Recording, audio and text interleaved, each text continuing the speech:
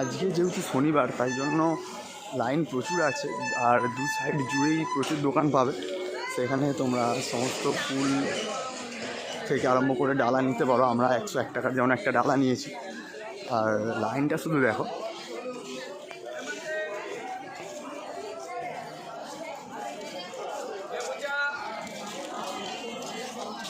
সত্যি মা জাগ্রত বলেই এত মানুষজন এত দূর থেকে আসেন।